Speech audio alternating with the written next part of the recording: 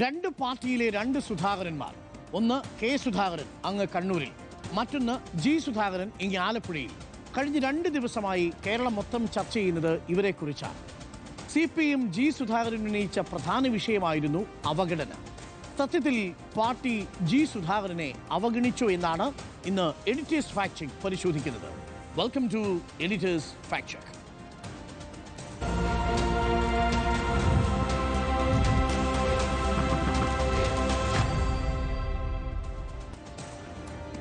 നമുക്ക് പരിശോധിക്കാം. നമുക്ക് പ്രധാനമായും ജി സുധാകരന് പാർട്ടി കൊടുത്ത പദവികളും, അത് പാർലമെന്റിന്റെ നിയമസഭയിലേക്ക് ഒക്കെ നടന്ന തിരഞ്ഞെടുപ്പുകളുടെ പദവികൾ, രണ്ടാമത് പാർട്ടിയിൽ തന്നെയുള്ള അദ്ദേഹത്തിന്റെ പദവികൾ, മറ്റനുബന്ധ പദവികൾ, ഇത് ജി സുധാകരനും മറ്റ് CPM-ലെ മുതിർന്ന നേതാക്കൾക്കും എങ്ങനെയാണ് പാർട്ടി നൽകിയത്? വലിയ വിവേചനവും അവഗണനയും ജി സുധാകരൻ യഥാർത്ഥത്തിൽ നേരിട്ടിട്ടുണ്ടോ എന്ന് നമുക്ക് നോക്കാം. പാർലമെന്ററി രാഷ്ട്രീയം, സംഘടനാ പ്രവർത്തനം, ട്രേഡ് യൂണിയൻ, മറ്റ് അനുബന്ധ രാഷ്ട്രീയ പ്രവർത്തനം, ഈ 3 കാറ്റഗറികളിലായി ജി സുധാകരനെ യഥാർത്ഥത്തിൽ CPM അവഗണിച്ചിരുന്നോ? Let's go to fact check. ആദ്യം നമുക്ക് പാർലമെന്ററി രാഷ്ട്രീയ ചരിത്രം എടുക്കാം. പാർലമെന്ററി രാഷ്ട്രീയ ചരിത്രത്തിൽ ജി സുധാകരനെയും പിണറായി വിജയനെയും VS അച്യുതാനന്ദനെയും കേന്ദ്ര കമ്മിറ്റി അംഗവും മുതിർന്ന നേതാവുമായ പാലുളി മുഹമ്മദ് കുട്ടിയെയും നമുക്കൊന്ന് താരതമ്യം ചെയ്ത് നോക്കാം. യഥാർത്ഥത്തിൽ ഈ നേതാക്കളെ വെച്ച് നോക്കുമ്പോൾ ജി സുധാകരൻ അവഗണിക്കപ്പെട്ടിട്ടുണ്ടോ? വാസ്തവത്തിൽ ജി സുധാകരൻ 7 തവണ നിയമസഭയിലേക്ക് മത്സരിച്ചിട്ടുണ്ട്. കുട്ടനാട്ടിൽ നിന്ന്, ഒപ്പം കായംകുളത്ത് നിന്ന്, അമ്പലപ്പുഴയിൽ നിന്ന് പലകുറി 7 തവണ മത്സരിച്ചു. യഥാർത്ഥത്തിൽ 4 തവണ, 1 തവണ കായംകുളത്ത് നിന്നും 3 തവണ അമ്പലപ്പുഴയിൽ നിന്നും നിയമസഭയിലേക്ക് എത്തി. 20 വർഷം നിയമസഭയിൽ MLA ആയിരുന്നു. പിണറായി വിജയൻ ആകെ മത്സരിച്ചത് 5. നോക്കൂ, ജി സുധാകരൻ ആകെ മത്സരിച്ചത് 7. അതിൽ തന്നെ 4 തവണ വിജയിച്ചു. 5 തവണ പിണറായി വിജയൻ മത്സരിച്ചു. VS അച്യുതാനന്ദന് ലഭിച്ചത് 9 തവണ. 9. പാലുളി മുഹമ്മദ് കുട്ടി 4 തവണ നിയമസഭയിൽ മത്സരിച്ചു. അതായത് VS അച്യുതാനന്ദൻ കഴിഞ്ഞാൽ പിണറായി വിജയനേക്കാൾ കൂടുതൽ തവണ നിയമസഭയിൽ മത്സരിച്ച നേതാവാണ് ജി സുധാകരൻ. പാലുളി മുഹമ്മദ് കുട്ടി 4 തവണ നിയമസഭയിലേക്ക് മത്സരിക്കുമ്പോൾ 7 തവണ നിയമസഭയിലേക്ക് മത്സരിച്ച നേതാവാണ് ജി സുധാകരൻ. ഇനി MLA എന്ന നിലയിൽ 4 തവണ ജി സുധാകരൻ നിയമസഭയിലേക്ക് എത്തുന്നു. പിണറായി വിജയൻ 5 മത്സരങ്ങളിൽ 5ഉം ജയിച്ച് നിയമസഭയിലെത്തുന്നു. VS അച്യുതാനന്ദൻ 9 തവണ മത്സരിച്ച് 7 തവണയും നിയമസഭയിലേക്ക് എത്തുന്നു. പാലുളി മുഹമ്മദ് കുട്ടി 4 തവണ മത്സരിച്ച് 4 തവണയും നിയമസഭയിലേക്ക് എത്തുന്നു. അപ്പോൾ 4 തവണ പാലുളി മുഹമ്മദ് കുട്ടിക്കും നിയമസഭയിൽ MLA ആകാൻ അവസരം ലഭിച്ചു. ജി സുധാകരനും 4 തവണ MLA ആകാൻ അവസരം ലഭിച്ചു. 7 തവണ മത്സരിച്ചെങ്കിലും 4 തവണ മാത്രമേ വിജയിച്ചുള്ളൂ ജി സുധാകരൻ. 5 തവണ മത്സരിച്ച് പിണറായി വിജയൻ 5 തവണയും മത്സരിച്ച് നിയമസഭയിലേക്ക് എത്തുന്നു. വലിയ വ്യത്യാസമില്ല എന്നത് കാണാം. മന്ത്രി എന്ന നിലയിൽ 2 തവണ, അതായത് VS അച്യുതാനന്ദൻ സർക്കാരിൻ്റെ കാലത്ത് ദേവസ്വം വകുപ്പിൻ്റെയും ഒപ്പം തന്നെ സഹകരണ വകുപ്പിൻ്റെയും ചുമതല. രണ്ടാമത് 2016 പിണറായി സർക്കാരിൻ്റെ കാലത്ത് പൊതുമരാമത്ത് വകുപ്പിൻ്റെ ചുമതലയുള്ള മന്ത്രി. അങ്ങനെ 2 ടേമുകളിലായി 2 തവണ 3 പ്രധാനപ്പെട്ട വകുപ്പുകളും മറ്റനുബന്ധ വകുപ്പുകളും കൈകാര്യം ചെയ്തിട്ടുണ്ട് ജി സുധാകരൻ. ഇത് മുഖ്യമന്ത്രിയായ പിണറായി വിജയൻ മുഖ്യമന്ത്രി എന്ന നിലയിലുള്ളത് മാറ്റി നിർത്തിയാൽ 1 തവണ മാത്രമാണ് മന്ത്രിയായിരുന്നത്. VS അച്യുതാനന്ദൻ മുഖ്യമന്ത്രി എന്ന നിലയിലല്ലാതെ മറ്റൊരു തവണ പോലും മന്ത്രിയായിട്ടില്ല. പാലുളി മുഹമ്മദ് കുട്ടി ആവട്ടെ 2 തവണ 2 ടൈമിൽ മന്ത്രിയായിട്ടുണ്ട്. അപ്പോൾ പാലുളി മുഹമ്മദ് കുട്ടിക്കും 2 ടൈമിൽ അവസരം ലഭിച്ചു.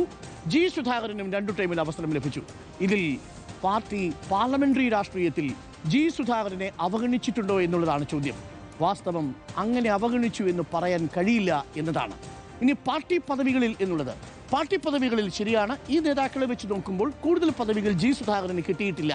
ജില്ലാ സെക്രട്ടറി, സംസ്ഥാന സമിതി, 6 പതിറ്റാണ്ടിന്റെ രാഷ്ട്രീയ ചരിത്രവും 4 പതിറ്റാണ്ടിലേറെ ജില്ലാ പാർട്ടിയെ നയിച്ചതിന്റെ ചരിത്രവുമുണ്ട് ജി സുധാകരന്.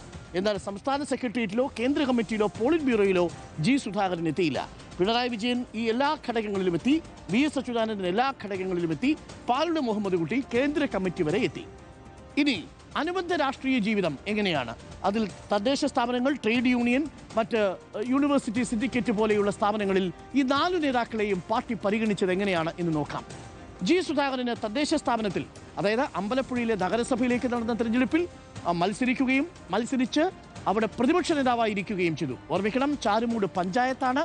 അവിടെ നിന്നും അമ്പലപ്പുഴയിലെ നഗരസഭയിൽ കൊണ്ടുവന്ന് മേൽവിലാസം ചേർത്ത് അവിടെ താമസിപ്പിച്ച് അവിടെ മത്സരിപ്പിച്ച് അമ്പലപ്പുഴയിലെ നഗരസഭയിലെ ജയിച്ചിരുന്നെങ്കിൽ ചെയർമാൻ, പക്ഷേ പരാജയപ്പെട്ടതുകൊണ്ട് പ്രതിപക്ഷ നേതാവാക്കി.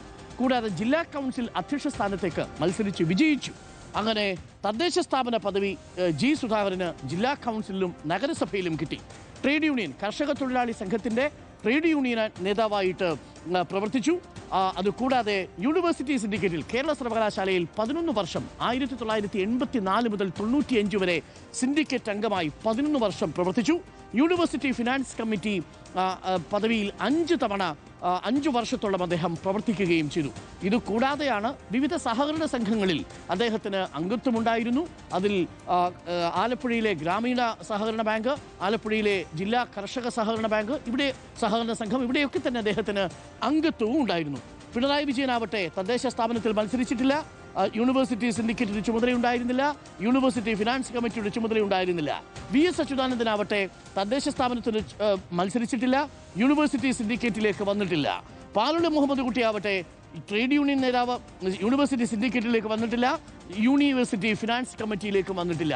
ആ അർത്ഥത്തിൽ നോക്കിയാൽ പാർലമെന്ററി രാഷ്ട്രീയത്തിലും അനുബന്ധ രാഷ്ട്രീയത്തിലും മറ്റു രാഷ്ട്രീയ നേതാക്കൾക്കൊപ്പമോ അതിനു മേളിലോ പാർട്ടി ജി സുധാകരനെ പരിഗണിച്ചിട്ടുണ്ട് എന്നുള്ളതാണ് വസ്തുത. നിയമസഭയിലേക്കാണെങ്കിൽ പാലോളി മുഹമ്മദ് കുട്ടിക്ക് സമാനമായ രീതിയിൽ പരിഗണിച്ചിട്ടുണ്ട്. പിണറായി വിജയനേക്കാൾ കൂടുതൽ തവണ അദ്ദേഹത്തിന് തദ്ദേശ തെരഞ്ഞെടുപ്പിൽ, അഥവാ പിണറായി വിജയൻ തദ്ദേശ തെരഞ്ഞെടുപ്പിൽ മത്സരിച്ചിട്ടില്ല, ഇവിടെ ജി സുധാകരൻ തദ്ദേശ തെരഞ്ഞെടുപ്പിലും മത്സരിച്ചിട്ടുണ്ട് എന്നുള്ളതാണ്.